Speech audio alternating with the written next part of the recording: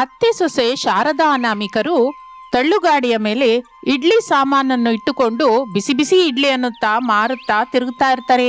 ದಾಮೋದರ್ ಗಾಡಿ ಹತ್ರ ಬರ್ತಾನೆ. ಹೇಳಿ ಸ್ವಾಮಿ, ಎಷ್ಟು ಪ್ಲೇಟ್ ಇಡ್ಲಿ ಕೊಡ್ಲಿ ಅಂತೀರಾ? 1 ಪ್ಲೇಟ್ ಇಡ್ಲಿ ಎಷ್ಟಮ್ಮ? 30 ರೂಪಾಯಿ ಸರ್. ನನಗೆ 4 ಪ್ಲೇಟ್ ಇಡ್ಲಿ ಬೇಕು. 150 ರೂಪಾಯಿ ಕೊಡಿ ಸ್ವಾಮಿ. ಸೊಸೆ 4 ಪ್ಲೇಟ್ ಇಡ್ಲಿ ಪಾರ್ಸಲ್ ಕಟ್ಟು. ನಿಲ್ಲು ತಾಯಿ, ಇನ್ನು ಚೌಕಾಸಿ ಕುದುರಲೇ ಇಲ್ಲ ಎಂದು ಹೇಳುತ್ತಲೇ ಅತ್ತೆ ಸೊಸೆಯರಿಬ್ಬರು ಅಯೋಮಯದಿಂದ ಮುಖ ನೋಡ್ಕೋತಾರೆ. ಏನು ಚೌಕಾಸಿ ಅಂತಲೇ ಅತ್ತೆ ಸೊಸೆಯರಿಬ್ಬರು ಹಾಗೆ ಮುಖ ನೋಡ್ಕೋತಾ ಇದ್ದೀರಾ? ಮುಖ ನೋಡ್ಕೊಳ್ದೆ ಏನ್ ಮಾಡುವಂತೀರಾ ಸ್ವಾಮಿ? ಇಡ್ಲಿ ಹತ್ರ ಚೌಕಾಸಿ ಮಾಡ್ತಾವ್ರ ನಿಮ್ಮನ್ನ ಹೇಗೆ ಅರ್ಥ ಮಾಡ್ಕೋಬೇಕು ಅರ್ಥವಾಗದೆ ನಮ್ಮನ್ನ ನಾವು ನೋಡ್ಕೋತಾ ಇದ್ದೀವಿ. ಹೇಳಿ, 100 ರೂಪಾಯಿಗೆ 4 ಪ್ಲೇಟ್ ಇಡ್ಲಿ ಕೊಡ್ತೀರಾ? ಹಾಗಲ್ಲ ಸ್ವಾಮಿ, ನಾವು ಮಾಡ್ತಾ ಇರೋದು ತರಕಾರಿ ಉಪಹಾರ ಅಲ್ಲ, ಇಡ್ಲಿ ಸ್ವಾಮಿ, ಇಡ್ಲಿ. ನನಗೆ ಗೊತ್ತಮ್ಮ, ನನಗೆ ಕಣ್ಣು ಚೆನ್ನಾಗಿ ಕಾಣಿಸುತ್ತೆ. ನಿಮ್ಮ ಮಾತನ್ನ ನೋಡಿ ನೀವು ಅತ್ತೆ ಸೊಸೆಯರು ಅಂತ ಅರ್ಥವಾಯ್ತು. ನೀವು ಮಾರ್ತಾ ಇರೋದು ಇಡ್ಲಿ ಅಂತ ಕೂಡ ಗೊತ್ತು. ಇದೆಲ್ಲ ಅಲ್ಲ, 100 ರೂಪಾಯಿಗೆ 4 ಪ್ಲೇಟ್ ಇಡ್ಲಿ ಕೊಡ್ತೀರಾ ಇಲ್ವಾ? ಅದು ಹೇಳಿ ಸಾಕು. ಕೊಟ್ರೆ ತಗೋತೀನಿ, ಇಲ್ಲ ಅಂದ್ರೆ ಹೊರಟೋಗ್ತೀನಿ. ಕೊಡಲ್ಲ ಸ್ವಾಮಿ, ಇನ್ನು ನೀವು ಹೋಗ್ಬಹುದು ಎಂದು ಹೇಳುತ್ತಲೇ ದಾಮೋದರ್ ಅಲ್ಲಿಂದ ಹೊರಟು ಹೋಗುತ್ತಾನೆ. ಅಯ್ಯೋ ಅತ್ತೆ, ಹಾಗೆ ಕಳಿಸಿದ್ರೆ ಯಾಕೆ? 110 ರೂಪಾಯಿ ಹೇಳಿದ್ರೆ ಸರಿ ಹೋಗ್ತಾ ಇತ್ತಲ್ಲ. ಸುಮ್ನಿರು ಸೊಸೆ, ನಾವೇನು ತರಕಾರಿ ಮಾರ್ತಾ ಇದೀವ ಏನೋ, ಇಡ್ಲಿ ಮಾರ್ತಾ ಇದೀವಿ ಬಾ ಎಂದು ಹೇಳಿ ಗಾಡಿಯನ್ನು ತಳ್ಳುತ್ತಾ ಮುಂದಕ್ಕೆ ಹೊರಟು ಹೋಗುತ್ತಾ ಇರುತ್ತಾಳೆ ಶಾರದಾ. ಇಡ್ಲಿ ಸ್ವಾಮಿ, ಇಡ್ಲಿ, ಬಿಸಿ ಬಿಸಿ ಇಡ್ಲಿ, ಪ್ಲೇಟ್ ಇಡ್ಲಿ 30 ರೂಪಾಯಿ, ಬನ್ನಿ ಅಮ್ಮ ಬನ್ನಿ ಎಂದು ಅರಚುತ್ತಾ ಇರುತ್ತಾಳೆ. ಅತ್ತೆ ಸೊಸೆಯರು ಹಾಗೆ ಮುಂದಕ್ಕೆ ಹೋಗುತ್ತಾ ಇರುವಾಗ ಪೂಜಾರಿಯವರ ಮನೆ ಕಾಣಿಸುತ್ತೆ. ತಮ್ಮ ಇಡ್ಲಿ ಗಾಡಿಯನ್ನು ಪೂಜಾರಿಯವರ ಮನೆ ಮುಂದೆ ನಿಲ್ಸುತ್ತಾಳೆ. ಹೋಗು ಸೊಸೆ ಹೋಗು, ಪೂಜಾರಿಯವರನ್ನ ಕರಿ, ಪಾತ್ರೆ ಕೊಡ್ತಾನೆ, ತಗೊಂಡ್ಬಂದು ಅದ್ರೊಳಗೆ ಇಡ್ಲಿ ಚಟ್ನಿ ಹಾಕೊಡು. ಹಾಗೆ ಅತ್ತೆ. ಸೊಸೆ, ಪೂಜಾರಿಯವರ ಹತ್ರ ಜಾಗ್ರತೆ. ಅವರು ನಾಲ್ಗೆಯಲ್ಲಿ ಮಚ್ಚೆ ಇರುವ ವೇದ ಪಂಡಿತ. ನಾಲ್ಗೆ ಮೇಲೆ ಮಚ್ಚೆ ಇದ್ರೆ ಏನಾಗುತ್ತೆ ಅತ್ತೆ? ಅವ್ರು ಹೇಳಿದ್ದೆ ನಡೆಯುತ್ತೆ. ಅವರ ಜೊತೆ ತುಂಬಾ ಜಾಗೃತಿಯಾಗಿರ್ಬೇಕು ಸೊಸೆ. ಆವೇಶದಿಂದ ಶಪಿಸಿದ್ರೆ ನಮ್ಮ ಇಡ್ಲಿ ವ್ಯಾಪಾರ ಮುಚ್ಕೋಬೇಕಾದ ಪರಿಸ್ಥಿತಿ ಬರುತ್ತೆ. ನಾನು ಮಾಮೂಲಾಗಿ ಕೇಳ್ತಾ ಇದ್ದೀನಿ ಅತ್ತೆ. ಸರಿ ಸೊಸೆ ಹೋಗು ಎಂದು ಶಾರದಾ ಒಪ್ಪಿಕೊಳ್ಳುತ್ತಲೇ ಅನಾಮಿಕಾ ಪೂಜಾರಿಯವರ ಮನೆಗೆ ಹೋಗುತ್ತಾಳೆ. ಕಾಲಿಂಗ್ ಬೆಲ್ ಒತ್ತುತ್ತಾಳೆ. ಪೂಜಾರಿ ಹೊರಗೆ ಬರುತ್ತಾನೆ. ಅನಾಮಿಕಳನ್ನ ನೋಡ್ತಾನೆ. ಏನಮ್ಮ ಅನಾಮಿಕಾ, ಹೀಗೆ ನಮ್ಮನೆಗೆ ಬಂದು ಕಾಲಿಂಗ್ ಬೆಲ್ ಒತ್ತಿದ್ಯಾ? ಪೂಜಾರಿ ಅವರೇ, ಇಡ್ಲಿ ಬಿಸಿ ಬಿಸಿ ಆಗಿದೆ, ಪ್ಲೇಟ್ ಕೊಡಿ, ಇಡ್ಲಿ ಹಾಕಿ ಕೊಡ್ತೀನಿ. ಬೇಡಮ್ಮ. ಯಾಕೆ ಪೂಜಾರಿ ಅವರೇ, ಮತ್ತೆಲ್ಲಾರು ತಗೋತಾ ಇದ್ದೀರಾ? ನಾವೆಲ್ಲೂ ತಗೊಳ್ಳಲ್ಲಮ್ಮ. ಶುಭ್ರವಾಗಿ ಮನೆಯಲ್ಲಿ ನಮ್ಮ ಹೆಂಡತಿ ಮಾಡುವ ಚಿಕ್ಕ ಚಿಕ್ಕ ಇಡ್ಲಿಲೇ ತಿಂತೀವಿ. ಹೊಟ್ಟೆ ತುಂಬುತ್ತೆ, ನನಗೆ ಪ್ರಾಣವು ಹಾಯಾಗಿರುತ್ತೆ. ಏನಂತ ಇದ್ದೀರಾ ಪೂಜಾರಿ ಅವರೇ? ಚಿಕ್ಕ ಚಿಕ್ಕ ಇಡ್ಲಿನ? ಅದು ಅಮ್ಮನವರು ಮನೇಲಿ ಹಾಕ್ತಾ ಇದ್ದಾರ, ಅದನ್ನ ತಿಂದ್ರೆ ಹೊಟ್ಟೆ ತುಂಬುತ್ತಾ? ಅದು ಕೂಡ ಹಾಯಾಗಿರುತ್ತಾ? ಹೌದು ಅನಾಮಿಕಾ, ನನ್ನ ಹೆಂಡತಿ ಚಿಕ್ಕ ಚಿಕ್ಕ ಇಡ್ಲಿ ತುಂಬಾ ಚೆನ್ನಾಗಿ ಮಾಡ್ತಾಳೆ. ನೀವು ಅತ್ತೆ ಸೊಸೆಯರು 30 ರೂಪಾಯಿ ತಗೊಂಡು 4 ಇಡ್ಲಿ ಇಷ್ಟು ಕಡಲೆ ಚಟ್ನಿ ಹಾಕ್ತೀರಾ, ಅದು ತಿಂದ್ರೆ ಹೊಟ್ಟೆ ಸ್ವಲ್ಪನೇ ತುಂಬುತ್ತೆ. ಮಿಕ್ಕ ಅರ್ಧ ಹಸುವಿನಿಂದಿದ್ರೆ ಇನ್ನು ಪ್ರಾಣ ಹಾಯಾಗಿ ಹೇಗಿರುತ್ತೆ ಹೇಳು? ಅಯ್ಯೋ ಪೂಜಾರಿ ಅವರೇ, 30 ರೂಪಾಯಿಗೆ ಪ್ಲೇಟ್ ಇಡ್ಲಿ ಅನ್ನೋದು ನಾವು ಮಾತ್ರನೇ ಅಲ್ಲ, ದೊಡ್ಡ ದೊಡ್ಡ ಹೋಟೆಲ್ನವರು, ಚಿಕ್ಕ ಚಿಕ್ಕ ಟಿಫಿನ್ ಸೆಂಟರ್ ಅವರು, ನಮ್ಮ ಹಾಗೆ ಊರೆಲ್ಲ ತಿರುಗುತ್ತಾ ಮಾರ್ತಾ ಇರೋರು ಕೂಡ ಅಷ್ಟೇ ಅಲ್ವಾ? ನೋಡಮ್ಮ ಅನಾಮಿಕಾ, ನಿನ್ನ ಇಡ್ಲಿ ನಮಗ್ ಬೇಡ. ನನ್ನ ಹೆಂಡತಿ ಮಾಡುವ ಚಿಕ್ಕ ಚಿಕ್ಕ ಇಡ್ಲಿನೇ ನನಗೆ ಮುದ್ದು. ಹೊಟ್ಟೆ ತುಂಬುತ್ತೆ, ಚೆನ್ನಾಗಿ ಕೆಲಸ ಮಾಡ್ಕೋತೀನಿ, ಇನ್ನು ಹೋಗು. ಹಾಗೆ ಪೂಜಾರಿಯವರೇ ಎಂದು ಹೇಳಿ ಅನಾಮಿಕಾ ಪೂಜಾರಿಯವರ ಮನೆಯಿಂದ ಇಡ್ಲಿ ಗಾಡಿ ಹತ್ತಿರಕ್ಕೆ ಅತ್ತೆ ಶಾರದಳ ಹತ್ತಿರಕ್ಕೆ ಬರ್ತಾಳೆ. ಏನಾಯ್ತೆ ಸೊಸೆ? ಪೂಜಾರಿ ಏನಂದ? ಅತ್ತೆ, ಪೂಜಾರಿಯವರಿಗೆ ನಾವು 30 ರೂಪಾಯಿ ತಗೊಂಡು 4 ಇಡ್ಲಿ ಕೊಡೋದು ಸರಿಯಲ್ಲ ಅಂದ್ಕೊಂಡು ಅದು ಸರಿ ಹೋಗಲ್ಲಂತೆ. ಹಾಗ 30 ರೂಪಾಯಿಗೆ 30 ಇಡ್ಲಿ ಕೊಡ್ಬೇಕಾ ಏನು? ಇಲ್ಲ ಅತ್ತೆ, ಅಮ್ಮನವರು ಮಾಡುವ ಚಿಕ್ಕ ಚಿಕ್ಕ ಇಡ್ಲಿ ತುಂಬಾ ಚೆನ್ನಾಗಿರುತ್ತೆ ಅಂತೆ, ಅದು ತಿಂದ್ರೆ ಹೊಟ್ಟೆ ತುಂಬಿದ ಹಾಗಿರುತ್ತಂತೆ. ಸರಿ ಕಣೆ ಸೊಸೆ, ಅವನ ಮನೆಯಲ್ಲಿ ಇಡ್ಲಿ ತಿಂತಾನೆ ಅಂತ ಹೇಳಿದಾಗ್ಲೇ ನಾವೇನು ಮಾಡೋಕ್ಕಾಗಲ್ವಲ್ಲ. ಬಾ ಸೊಸೆ, ನಾವು ಹಾಗೆ ಮುಂದಕ್ಕೆ ಹೋಗ್ತಾ ನಮ್ಮ ಇಡ್ಲಿನ ಮಾರೋಣ.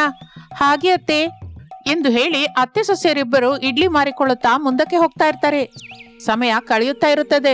ತಿರುಗಿ ತಿರುಗಿ ಅತ್ತೆ ಸೊಸೆಯರ ಕಾಲು ಚರ್ಚೆ, ಅವರ ಬಾಯಿ ನೋವು ಬರ್ತಾ ಇರುತ್ತೆ. ಆದರೆ ಆ ದಿನ ಇಡ್ಲಿ ಮಾರಾಟವಾಗಲೇ ಇಲ್ಲ. ಮಾಡಿದ ಇಡ್ಲಿಯನ್ನು ತೆಗೆದುಕೊಂಡು ಅತ್ತೆ ಸೊಸೆಯರಿಬ್ಬರು ಮನೆಗೆ ಬರುತ್ತಾರೆ. ಮನೆ ಜಗಲಿ ಮೇಲೆ ಕೂತ್ಕೊಂಡು ಮಾತನಾಡಿಕೊಳ್ಳುತ್ತಾ ಇರುವ ಪ್ರಸಾದ್ ರಮೇಶರು ಅತ್ತೆ ಸೊಸೆಯರಿಬ್ಬರು ನಿರಾಸೆಯ ಮುಖದಿಂದ ಬರುವುದರಿಂದ, ಏನಾಯ್ತು ಶಾರದಾ, ಅತ್ತೆ ಸೊಸೆಯರೇನೋ ಕಳ್ಕೊಂಡ ಹಾಗೆ ಮುಖ ಇಟ್ಕೊಂಡಿದ್ದೀರಾ? ಈ ದಿನ ಇಡ್ಲಿ ಮಾರಾಟವಾಗಿಲ್ಲ ರೀ, ಅದಕ್ಕೆ ಅಂತ ನಿರಾಸೆ ಯಾಕೆ? ಈ ದಿನ ಅಲ್ದಿದ್ರೆ ನಾಳೆ ಆದ್ರೂ ಮಾರಾಟವಾಗುತ್ತಲ್ಲ. ಈ ದಿನ ಇಡ್ಲಿನ ನಾಳೆ ಹೇಗೆ ಮಾರ್ತೀವ್ರಿ? ಇಲ್ಲಿ ನೋಡು, ಈ ವ್ಯಂಗ್ಯನೇ ಬೇಡ. ಈ ಇಡ್ಲಿನೇ ನಾಳೆನೂ ಮಾರು ಅಂತ ಹೇಳಲಿಲ್ಲ. ಅರ್ಥವಾಯ್ತು ಬಿಡಿ ಎಂದು ಶಾರದಾ ಅನಾಮಿಕಳ ಜೊತೆ ಸೇರಿ ಮನೆಯೊಳಗೆ ಹೋಗುತ್ತಾಳೆ. ಅತ್ತೆ, ನನ್ಗೊಂದು ಉಪಾಯ ಬಂದಿದೆ. ನಾವು ಕೂಡ ಚಿಕ್ಕ ಚಿಕ್ಕ ಇಡ್ಲಿ ಮಾಡಿ ಮಾರೋಣ ಸೊಸೆ. ಹೌದು ಅತ್ತೆ, ಪೂಜಾರಿಯವರು ಹೇಳಿದ ಹಾಗೆ ಕಡಿಮೆ ರೇಟಿಗೆ ಹೆಚ್ಚು ಇಡ್ಲಿ ಕಾಣಿಸುತ್ತೆ. ಅದನ್ನ ನೋಡ್ತಲೇ ತುಂಬಾ ಹೊಟ್ಟೆ ತುಂಬ ಹೋಗುತ್ತೆ. ಅವನ್ನ ತಿಂತಲೇ ಪೂರ್ತಿಯಾಗಿ ಹೊಟ್ಟೆ ತುಂಬ ಹೋಗುತ್ತೆ. ಅದರಿಂದ ಅವರೆಲ್ಲ ಬಹಳ ಸಂತೋಷ ಪಡ್ತಾರಲ್ಲ. ನೀನ್ ಹೇಳಿದ್ದು ಚೆನ್ನಾಗೇ ಇದೆ ಸೊಸೆ, ಆದ್ರೆ ಆ ಚಿಕ್ಕ ಚಿಕ್ಕ ಇಡ್ಲಿನ ಹೇಗೆ ಮಾಡ್ತೀಯಾ? ನಾನು ಪೂಜಾರಮ್ಮನ ಹತ್ರ ಹೋಗಿ ಆ ಚಿಕ್ಕ ಚಿಕ್ಕ ಇಡ್ಲಿ ಹೇಗೆ ತಯಾರು ಮಾಡ್ತಾರೆ ಅಂತ ಕಲ್ತ್ಕೋತೀನಿ ಅತ್ತೆ. ಸರಿ ಕಣೆ ಸೊಸೆ, ಪೂಜಾರಿ ಅಮ್ಮನ ಹತ್ರ ಕಲ್ತ್ಕೊಂಬಂದ್ರೆ ನಾವು ಚಿಕ್ಕ ಚಿಕ್ಕ ಇಡ್ಲಿ ಮಾಡಿಕೊಂಡು ಮಾರೋಣ. ಆಗ ಕಡಿಮೆ ರೇಟಿಗೆ ಹೆಚ್ಚು ಇಡ್ಲಿ ಬರುತ್ತಲ್ಲ, ಅಷ್ಟೇ ಅಲ್ವಾ? ಹೌದು ಅತ್ತೆ, ಅಷ್ಟೇ. ಆದ್ರೆ ಜಾಗ್ರತೆ ಸೊಸೆ, ಪೂಜಾರಿಯವ್ರು ನೋಡಿದ್ರು ಅಂದ್ರೆ ನಿನ್ನ ಬೈತಾರೆ, ಅಮ್ಮನವ್ರನ್ನ ಹೊಡಿತಾನೆ. ಅದು ನಮ್ಗೆ ಒಳ್ಳೇದಲ್ಲ. ಪೂಜಾರಪ್ಪ ಹೊರಗೆ ಹೋಗೋದನ್ನ ನೋಡಿದ್ಮೇಲೆ ನಾನು ಪೂಜಾರಮ್ಮನ ಹತ್ರ ಹೋಗ್ತೀನಿ ಅತ್ತೆ ಎಂದು ಹೇಳಿ ಅನಾಮಿಕಾ ಮನೆಯೊಳಗೆ ಕೆಲಸ ಮಾಡ್ಕೋತಾ ಇರ್ತಾಳೆ. ಮಾರನೇ ದಿನ ಅನಾಮಿಕಾ ಪೂಜಾರಿಯವರ ಮನೆಗೆ ಹೋಗುತ್ತಾಳೆ. ಮನೆ ಹೊರಗೆ ಪೂಜಾರಿಯವರ ಚಪ್ಪಲಿ ಕಾಣಿಸುತ್ತೆ. ಪೂಜಾರಿಯಪ್ಪ ಮನೆಯಲ್ಲೇ ಇದ್ದ ಹಾಗಿದೆ. ಈಗ ಹೋಗಿ ಪೂಜಾರಮ್ಮನ ಭೇಟಿಯಾಗೋದು ಅಷ್ಟು ಒಳ್ಳೇದಲ್ಲ. ಪೂಜಾರಿಯವರು ಹೊರಗೆ ಹೋಗೋ ತನಕ ನೋಡ್ಬೇಕು ಎಂದು ಹೇಳಿ ಗೋಡೆ ಪಕ್ಕದಲ್ಲಿ ಬಚ್ಚಿಕೊಂಡು ಮನೆಯ ಬಾಗಿಲ ಕಡೆಗೆ ನೋಡ್ತಾ ಇರ್ತಾಳೆ ಅನಾಮಿಕಾ. ಇಷ್ಟರಲ್ಲಿ ಪೂಜಾರಿಯವರ ಮನೆಯಲ್ಲಿ, ಸುಮಿತ್ರಾ, ನಾನು ಹೊರಗೆ ಹೋಗ್ತಾ ಇದ್ದೀನಿ, ಬಾಗಿಲು ಹಾಕೋ. ನನಗಾಗಿ ಯಾರು ಬಂದ್ರು ಗುಡಿ ಹತ್ರಕ್ಕೆ ಕಳಿಸು, ಸರಿನಾ? ಹಾಗಿರಿ, ನೀವು ಹೇಳಿದ ಹಾಗೇನೆ ಗುಡಿ ಹತ್ರ ಕಳಿಸ್ತೀನಿ. ಹಾ ಸರಿ ಮತ್ತೆ ಎಂದು ಹೇಳಿ ಪೂಜಾರಿ ಮನೆಯೊಳಗಿಂದ ಹೊರಟು ಹೋಗುತ್ತಾನೆ. ಅದನ್ನು ನೋಡಿದ ಅನಾಮಿಕಾ, ಅಮ್ಮಯ್ಯ, ಪೂಜಾರಿಯವರು ಹೊರಗೆ ಹೋಗಿದ್ದಾರೆ. ಈಗ ಹೋಗಿ ಪೂಜಾರಮ್ಮನ ಭೇಟಿಯಾಗಿ ಚಿಕ್ಕ ಚಿಕ್ಕ ಇಡ್ಲಿ ಬಗ್ಗೆ ತಿಳ್ಕೋಬೇಕು ಎಂದು ಅಂದುಕೊಂಡು ಅನಾಮಿಕಾ ಪೂಜಾರಿಯವರ ಮನೆಗೆ ಹೋಗುತ್ತಾಳೆ. ಹೋಗಿ ಸುಮಿತ್ರನ್ನ ಭೇಟಿಯಾಗ್ತಾಳೆ. ಪೂಜಾರಿಯವರು ಇಲ್ಲಮ್ಮ, ಈಗ ತಾನೇ ಗುಡಿಗೆ ಹೋದ್ರು. ನಾನು ಪೂಜಾರಪ್ಪನ ನೋಡಕ್ಕೆ ಬಂದಿಲ್ಲಮ್ಮ, ನಿಮ್ಗಾಗಿ ಬಂದಿದ್ದೀನಿ. ನನಗಾಗಿ ಬಂದಿದ್ದೀರಾ? ಹೌದು ಅಮ್ಮನವ್ರೆ, ನಾನು ನಿಮ್ಗಾಗಿನೇ ಬಂದೆ. ನನ್ ಜೊತೆ ಏನಮ್ಮ ಕೆಲ್ಸ?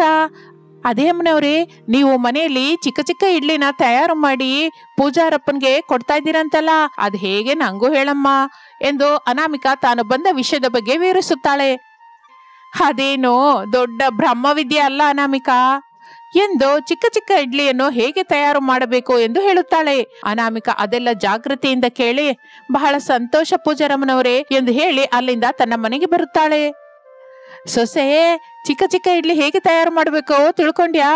ತಿಳ್ಕೊಂಡೆ ಅತ್ತೆ. ಇನ್ನು ಮತ್ತೆ ನಾವು ಚಿಕ್ಕ ಚಿಕ್ಕ ಇಡ್ಲಿ ವ್ಯಾಪಾರ ಯಾವಾಗಿಂದ ಶುರು ಮಾಡೋಣ ಸೊಸೆ? ನೀವು ಒಪ್ಕೊಂಡ್ರೆ ನಾಳೆಯಿಂದನೇ ಚಿಕ್ಕ ಚಿಕ್ಕ ಇಡ್ಲಿ ಮಾರೋಣ ಅತ್ತೆ. ನಾನು ಒಪ್ಕೋತಾ ಇದ್ದೀನಿ ಸೊಸೆ. ಅಂದ್ರೆ ನಾಳೆಯಿಂದನೇ ನಾವು ಚಿಕ್ಕ ಚಿಕ್ಕ ಇಡ್ಲಿ ಮಾರೋದಕ್ಕೆ ಶುರು ಮಾಡೋಣ ಎಂದು ಅತ್ತೆ ಸೊಸೆಯರಿಬ್ಬರು ಮಾತನಾಡಿಕೊಂಡು ಮಾರನೇ ದಿನದಿಂದ ಅದೇ ತಳ್ಳುಗಾಡಿಯ ಮೇಲೆ ಮಿನಿ ಇಡ್ಲಿ ಮಾರೋದಕ್ಕೆ ಶುರು ಮಾಡ್ತಾರೆ. ಬಹಳ ಜನ ಸಂತೋಷದಿಂದ ಅವರ ಹತ್ತಿರ ಈ ಮಿನಿ ಇಡ್ಲಿನ ಕೊಂಡ್ಕೊಂಡು ತಿಂತಾ ಇರ್ತಾರೆ. ಇದೇನೆ ಸೊಸೆ, ಅಷ್ಟು ದೊಡ್ಡ ಇಡ್ಲಿ ಬದಲು ಅದೇ ದುಡ್ಡಿಗೆ ಚಿಕ್ಕ ಚಿಕ್ಕ ಇಡ್ಲಿ ಮಾರ್ತಾ ಇದ್ರೆ ಎಲ್ರು ಸಂತೋಷದಿಂದ ಕೊಳ್ತಾ ಇದ್ದಾರೆ, ಆನಂದದಿಂದ ತಿಂತಾ ಇದ್ದಾರೆ. ಏನು ವಿಷಯ? ಹೌದು ಅತ್ತೆ, ನಮಗ್ ಕೂಡ ಬಹಳ ದುಡ್ಡು ಬರುತ್ತೆ, ನಮ್ಮ ಜೀವನ ಕೂಡ ಚೆನ್ನಾಗಾಗುತ್ತಲ್ವಾ ಅತ್ತೆ ಎಂದು ಅತ್ತೆ ಸೊಸೆಯರಿಬ್ಬರು ಚೆನ್ನಾಗಿ ನಡೆಯುತ್ತಿರುವ ಮಿನಿ ಇಡ್ಲಿ ವ್ಯಾಪಾರದ ಬಗ್ಗೆ ಮಾತನಾಡಿಕೊಂಡು ಎಷ್ಟೋ ಸಂತೋಷಿಸುತ್ತಾರೆ. ಇನ್ನು ಆ ದಿನದಿಂದ ಈ ಅತ್ತೆ ಸೊಸೆಯರಿಬ್ಬರು ದೊಡ್ಡ ಇಡ್ಲಿ ಮಾರೋದನ್ನ ನಿಲ್ಲಿಸಿ ಅದೇ ಖರ್ಚಿನಲ್ಲಿ ಈ ಚಿಕ್ಕ ಚಿಕ್ಕ ಇಡ್ಲಿ ಮಾರಲಿಕ್ಕೆ ಶುರು ಮಾಡುತ್ತಾರೆ. ತಮ್ಮ ಜೀವನವನ್ನು ಆನಂದಮಯ ಮಾಡ್ಕೋತಾರೆ. ಕತ್ತಲಾಗುತ್ತಿರುವಾಗ ಶುರುವಾದ ಜೋರಾದ ಮಳೆಯಲ್ಲಿ ಬಡ ಸೊಸೆ ಅನಾಮಿಕಾ ಕೊಡೆ ಹಿಡಿದುಕೊಂಡು ಕಾಡಿನಂತಹ ಪ್ರದೇಶದಲ್ಲಿ ತಪ್ಪಿ ಹೋದ ತನ್ನ ಹಸುವನ್ನ ಹುಡುಕುತ್ತಾ ಇರುತ್ತಾಳೆ. ತಪ್ಪಿ ಹೋದ ಹಸುವನ್ನ ಕರ್ಕೊಂಡು ಹೋದ್ರೇನೆ ಸರ್ಪಂಚ್ ಹತ್ರ ಮರ್ಯಾದೆಯಾಗಿರುತ್ತೆ. ದನ ಕಾಯುವ ಕೆಲಸ ಇಷ್ಟು ದಿನ ಮಾಡಿದ್ದಕ್ಕೆ ಸಂಬಳ ಬರುತ್ತೆ. ದೇವ್ರೇ, ವರ್ಷ ಮುಗಿಯೋದ್ರೊಳಗೆ ಏನಯ್ಯ ನನಗೀ ಪರೀಕ್ಷೆ ಎಂದು ಅಂದುಕೊಳ್ಳುತ್ತಾ ಹಸುಗಾಗಿ ಎದುರು ನೋಡುತ್ತಾ ಕಾಡಿನಲ್ಲಿ ಹಾಗೆ ಮುಂದಕ್ಕೆ ಹೋಗ್ತಾ ಇರ್ತಾಳೆ.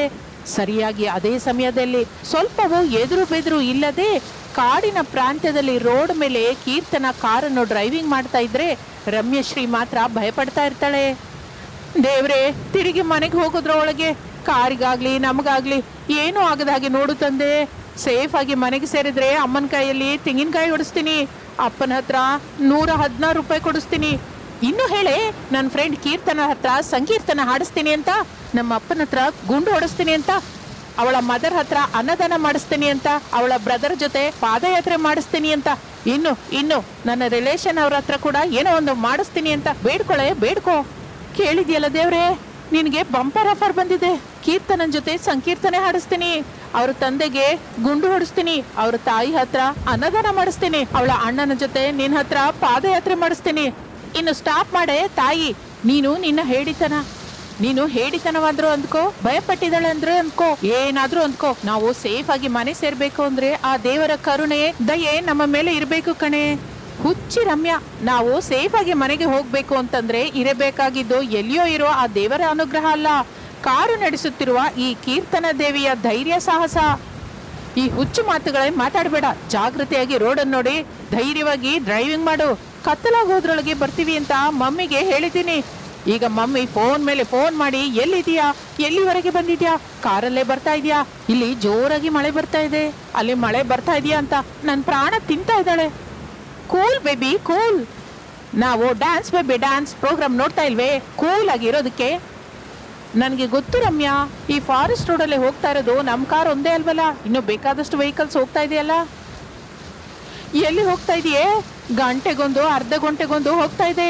ಈ ಮಳೆಗೆ ಈ ರೂಟಲ್ಲಿ ಹೋಗೋದು ಸೇಫ್ ಅಲ್ಲ ಅಂತ ಎಲ್ಲೋ ಒಂದು ಕಡೆ ರೆಸ್ಟ್ ತಗೊಂಡು ಇರ್ಬೋದಿತ್ತು. ಡೋಂಟ್ ವರಿ ರಮ್ಯಾ, ಟ್ಯಾಂಕ್ ತುಂಬ ಪೆಟ್ರೋಲ್ ಇದೆ, ನನ್ನ ದೇಹ ತುಂಬ ಧೈರ್ಯವಿದೆ, ಎಲ್ಲಾದರೂ ಸೂಪರ್ ಆಗಿ ಡ್ರೈವಿಂಗ್ ಮಾಡುವ ಟ್ಯಾಲೆಂಟ್ ಕೂಡ ಇದೆ ಎಂದು ಕೀರ್ತನ ಹೇಳುತ್ತಾ ಇರುವಾಗ ಮಾತಿನ ಮಧ್ಯದಲ್ಲಿ ರಮೇಶ್ರೀ ಸೇರಿಕೊಂಡು, ಅಷ್ಟೇ ಅಲ್ಲ, ನಮಗೆ ತಿಳಿದವರು ಎಲ್ಲೋ ಆಪತ್ತಿನಲ್ಲಿ ಇದ್ದಾರೆ ಅಂತ ತಿಳಿದ್ರೆ ಅಷ್ಟು ದೂರ ಹೋಗಿ ಸಹಾಯ ಮಾಡುವ ಹುಚ್ಚು ಕೂಡ ಇದೆ. ಆ ಹುಚ್ಚನ್ನ ನಿಂಗೆ ಕೂಡ ಅಂಟಿಸ್ತಾ ಇದ್ದೀನಿ ಅಂತ ಮರ್ತು ಹೋಗ್ಬೇಡ್ವೆ. ತಲೆ ರಮ್ಯಶ್ರೀ ಮೌನವಾಗಿದ್ದು ಬಿಡುತ್ತಾಳೆ. ಆ ಮಳೆಯಲ್ಲಿ ಕೂಡ ಕೀರ್ತನ ಸೇಫ್ ಆಗಿ ಡ್ರೈವಿಂಗ್ ಮಾಡ್ತಾ ಇರ್ತಾಳೆ. ಕಾರು ಹಾಗೆ ಮುಂದೆ ಹೋಗ್ತಾ ಇರುತ್ತದೆ. ಅವರಿಗೆ ತಿಳಿದಿಲ್ವಲ್ಲ, ಸ್ವಲ್ಪ ದೂರದಲ್ಲಿ ಇಬ್ಬರು ಹುಡುಗರ ರೂಪದಲ್ಲಿ ಅವರಿಗೆ ಪ್ರಮಾದ ಕಾದಿದೆ ಅಂತ. ಮಳೆಯಲ್ಲಿ ಒಂದು ಕಡೆ ಹಸು ಕಾಣಿಸುತ್ತದೆ. ಉಸಿರು ಎಳೆದುಕೊಂಡು ಹಸುವಿನ ಹತ್ರ ಹೋಗುತ್ತಾಳೆ ಅನಾಮಿಕಾ. ಹಸುವಿನ ಕುತ್ತಿಗೆಯಲ್ಲಿರುವ ಹಗ್ಗ ಅಲ್ಲಿರುವ ಕಲ್ಲಿಗೆ ಸಿಕ್ಕಿಕೊಂಡಿರುತ್ತೆ. ಅದನ್ನು ನೋಡಿದ ಅನಾಮಿಕಾ, ಇದಕ್ಕಾಗಿಯ ಗೋಮಾತೆ ನೀನ್ ಇಲ್ಲಿ ಇರಬೇಕಾಗಿ ಬಂದಿತ್ತು?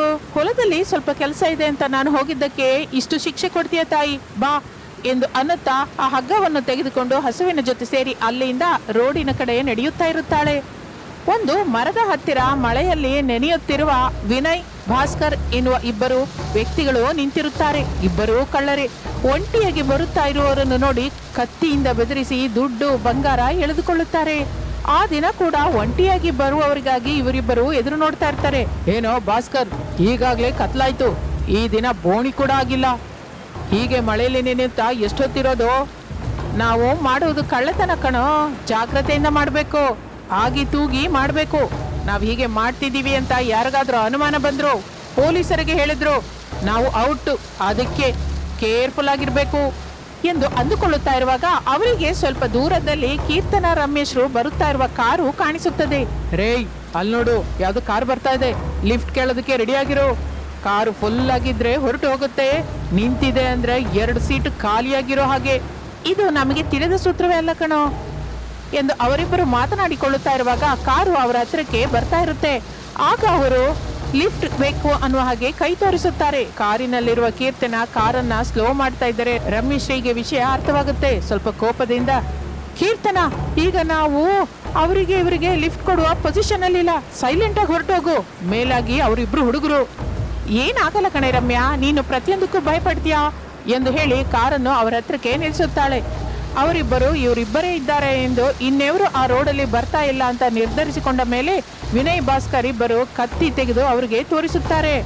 ಆ ಕತ್ತಿಯನ್ನು ನೋಡುತ್ತಲೇ ರಮ್ಯಂಗೆ ಬಹಳ ಭಯವಾಗುತ್ತೆ. ಕೀರ್ತನ ಬುದ್ಧಿವಂತಿಕೆಯಿಂದ ಕಾರನ್ನು ಸ್ಟಾರ್ಟ್ ಮಾಡಿ ಮುಂದಕ್ಕೆ ನಡೆಸುತ್ತಾಳೆ. ಅವರು ಕೋಪದಿಂದ ಬೈಯುತ್ತಾ ಕಾರಿನ ಹಿಂದೆ ಓಡುತ್ತಾ ಇರ್ತಾರೆ. ಟೆನ್ಷನ್ ಪಡುತ್ತಾ ಕೀರ್ತನ ಕಾರನ್ನು ಮುಂದಕ್ಕೆ ಓಡಿಸ್ತಾ ಇರ್ತಾಳೆ. ಅವರು ಬೈಕ್ ಮೇಲೆ ಇವರ ಹಿಂದೆಯೇ ಬರ್ತಾ ಇರ್ತಾರೆ. ರಮ್ಯಶ್ರೀ ಭಯಪಡುತ್ತಾ ಕೀರ್ತನಳನ್ನು ಭಯಪಡಿಸ್ತಾ ಇರ್ತಾಳೆ. ನೀನು ಭಯಪಡಬೇಡ, ನನಗೂ ಭಯಪಡಿಸ್ಬೇಡ, ಕೂಲಾಗಿರು ಎಂದು ಹೇಳುತ್ತಾ ಕೀರ್ತನ ಕಾರನ್ನು ಧೈರ್ಯವಾಗಿ ಮುಂದಕ್ಕೆ ಓಡಿಸ್ತಾ ಇರ್ತಾಳೆ. ಬೈಕ್ ಮೇಲೆ ವಿನಯ್, ಭಾಸ್ಕರ್ ಹಿಂಬಾಲಿಸುತ್ತಾನೆ ಇರ್ತಾರೆ. ರಮೇಶ್ರೀ ಅವರನ್ನು ನೋಡುತ್ತಾ ಟೆನ್ಷನ್ ಮಾಡ್ತಾ ಇರ್ತಾಳೆ. ಸ್ವಲ್ಪ ದೂರ ಹೋಗಿ ಕಾರು ಸಡನ್ ಆಗಿ ನಿಂತು ಹೋಗುತ್ತೆ. ಅದನ್ನು ನೋಡಿ ಅವರಿಬ್ಬರು ಮತ್ತಷ್ಟು ವೇಗವಾಗಿ ಬೈಕ್ ಅನ್ನು ಓಡಿಸ್ತಾ ಇರ್ತಾರೆ. ಕೀರ್ತನ ಕಾರನ್ನು ಸ್ಟಾರ್ಟ್ ಮಾಡೋದಕ್ಕೆ ಪ್ರಯತ್ನ ಮಾಡ್ತಾ ಇರ್ತಾಳೆ. ಆದರೆ ಕಾರು ಮಾತ್ರ ಸ್ಟಾರ್ಟ್ ಆಗ್ತಾ ಇರಲ್ಲ. ರಮೇಶ್ರೀ ಟೆನ್ಷನ್ ಆಗ್ತಾ ಇರ್ತಾಳೆ. ಅವರಿಬ್ಬರು ಹತ್ರಕ್ಕೆ ಬರ್ತಾ ಇರ್ತಾರೆ. ಕೀರ್ತನ, ರಮೇಶ್ರೀ ಕಾರಿನಿಂದ ಇಳಿದು ಮಳೆಯಲ್ಲಿ ನೆನೆಯುತ್ತಾ ಮುಂದಕ್ಕೆ ಓಡ್ತಾ ಇರ್ತಾರೆ. ಅವರಿಗೆ ಎದುರಾಗಿ ಅನಾಮಿಕಾ ಕೊಡೆ ಹಿಡಿದುಕೊಂಡು ಹಸುವನ್ನು ತೆಗೆದುಕೊಂಡು ಬರ್ತಾ ಇರ್ತಾಳೆ. ಬೈಕ್ ಮೇಲೆ ವಿನಯ್, ಭಾಸ್ಕರ್ ಅವರಿಗೆ ಅಡ್ಡಕ್ಕೆ ಬಂದು ಕತ್ತಿ ತೋರಿಸ್ತಾ ಇರ್ತಾರೆ. ಅನಾಮಿಕಾ ಅದನ್ನು ನೋಡಿ ಗೋಮಾತೆ ಎಂದು ಅನ್ನುತ್ತಲೇ ಹಸು ಅರಚುತ್ತಾ ಓಡಿಕೊಂಡು ಅವರ ಹತ್ರಕ್ಕೆ ಬರ್ತಾ ಇರುತ್ತೆ. ವಿನಯ್ ಅವರು ಆ ಹಸುವನ್ನು ನೋಡಿ ಅಲ್ಲಿಂದ ಓಡಿ ಹೋಗುತ್ತಾರೆ. ಅನಾಮಿಕಾ ಅವರ ಹತ್ರಕ್ಕೆ ಬರ್ತಾಳೆ. ಅವರಿಬ್ಬರನ್ನು ನೋಡಿ ಅನಾಮಿಕಾ ಗುರುತು ಹಿಡಿಯುತ್ತಾಳೆ. ಅವರು ಮತ್ಯಾರೂ ಅಲ್ಲ, ಅವಳ ಸ್ನೇಹಿತರೆ.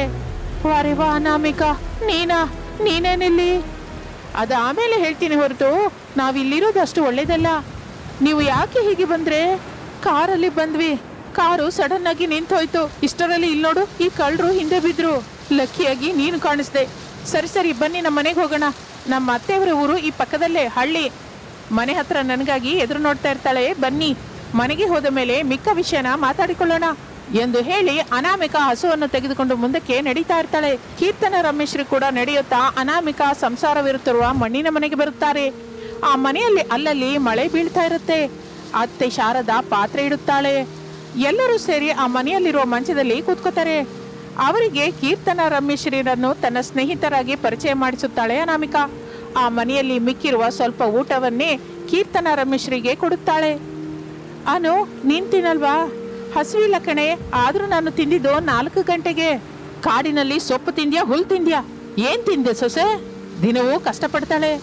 ಬಂದು ದುಡ್ಡಿನಿಂದ ಸಾಮಾನು ತರ್ತಾಳೆ.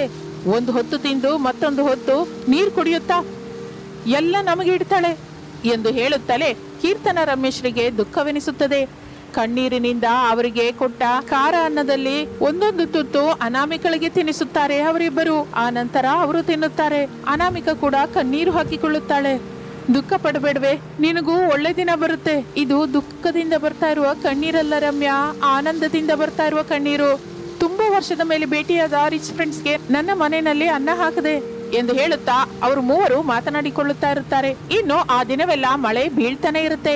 ಅನಾಮಿಕಾ, ಕೀರ್ತನ, ರಮ್ಯಶ್ರೀ ಮೂವರು ಮಾತನಾಡಿಕೊಳ್ಳುತ್ತಾ ಎಚ್ಚರವಾಗಿ ಇರ್ತಾರೆ. ಪೂರ್ತಿಯಾಗಿ ಬೆಳಗಾದ ಮೇಲೆ ಒಬ್ಬ ಮೆಕ್ಯಾನಿಕ್ ನ ಸಹಾಯದಿಂದ ಕಾರನ್ನು ರಿಪೇರಿ ಮಾಡಿಸಿಕೊಂಡು ಅಲ್ಲಿಂದ ಹೊರಟು ಹೋಗುತ್ತಾರೆ. ಅನಾಮಿಕಾ ಸಂತೋಷದಿಂದ ಮನೆಗೆ ಬರ್ತಾಳೆ. ಸೊಸೆ, ಅವರು ನೋಡ್ತಾ ಇದ್ರೆ ತುಂಬಾ ದುಡ್ಡಿರೋರ್ ಹಾಗೆ ಕಾಣಿಸುತ್ತೆ ಅಲ್ಲ, ನಮ್ಗೆ ಏನಾದ್ರೂ ಸಹಾಯ ಮಾಡು ಅಂತ ಕೇಳಲಾರ್ದೆ ಹೋದ್ಯಾ? ಅಮ್ಮ, ದುಡ್ಡಿರೋರಾದ್ರೆ ಮಾತ್ರ ನಾವು ಹಾಗೆ ಕೇಳೋದು ಚೆನ್ನಾಗಿರುತ್ತಾ? ಚೆನ್ನಾಗಿರಲ್ಲ ಅಂತ ನಿಮ್ಮ ಅಮ್ಮಂಗೆ ಮಾತ್ರ ಗೊತ್ತಿಲ್ವಾ? ಆದ್ರೆ ಅವ್ರನ್ನ ನೋಡ್ತಲೇ ಏನೋ ಆಸೆ ಬಂತು. ಸಹಾಯ ಕೇಳಿದ್ರೆ ಮಾಡ್ತಾರೆ ಅನ್ಸ್ತು, ಅದಕ್ಕೆ ಹಾಗೆ ಕೇಳಿರ್ತಾಳೆ ಕಣೋ ನಿಮ್ಮಮ್ಮ. ಸರಿ ಬಿಡಿ ಅತ್ತೆ, ಈಗ ಇದೆಲ್ಲ ಏನಕ್ಕೆ ಹೊರತು ಅವರವರ ಕೆಲಸಕ್ಕೆ ಅವ್ರು ಹೊರಟೋಗೋಣ ಬನ್ನಿ ಎಂದು ಹೇಳುತ್ತಲೇ ಅವರವರ ಕೂಲಿ ಕೆಲಸಕ್ಕೆ ಅವರು ಹೊರಟೋಗುತ್ತಾರೆ. ಹಾಗೆ ದಿನಗಳು ಕಳೆಯುತ್ತಾ ಇರುತ್ತದೆ. ಒಂದು ದಿನ ಕೀರ್ತನ, ರಮೇಶರು ಸೇರಿ ಟೀ ಮಾಡಿಕೊಂಡು ಮಾರುವ ಹಾಗೆ ಒಂದು ಡಬ್ಬವನ್ನು ತೆಗೆದುಕೊಂಡು ಬಂದು ಅನಾಮಿಕಳ ಕೈಯಲ್ಲಿ ಟೀ ಅಂಗಡಿ ಇಡಿಸುತ್ತಾರೆ. ಅದನ್ನು ನೋಡಿ ಅನಾಮಿಕಾ ಅತ್ತೆ ಬಹಳ ಸಂತೋಷಿಸುತ್ತಾರೆ. ಈಗ ಏನಕ್ಕೆ ಇದೆಲ್ಲ? ನಮ್ಮ ಸ್ನೇಹಕ್ಕೆ ಸಿಹಿಯಾದ ಗುರುತು. ಇನ್ನು ದುಃಖ ಪಡದೆ ಟೀ ಮಾಡಿಕೊಂಡು ನಿನ್ನ ಜೀವನವನ್ನು ಶುರು ಮಾಡು ಎಂದು ಹೇಳುತ್ತಲೇ ಆ ದಿನದಿಂದ ಅನಾಮಿಕಾ ತನ್ನ ರಿಚ್ ಫ್ರೆಂಡ್ಸ್ಗೆ ಥ್ಯಾಂಕ್ಸ್ ಹೇಳಿಕೊಳ್ಳುತ್ತಾ ಟೀ ಮಾಡಿಕೊಳ್ಳುತ್ತಾ ಸಂತೋಷದಿಂದ ಜೀವಿಸುತ್ತಾ ಇರ್ತಾಳೆ.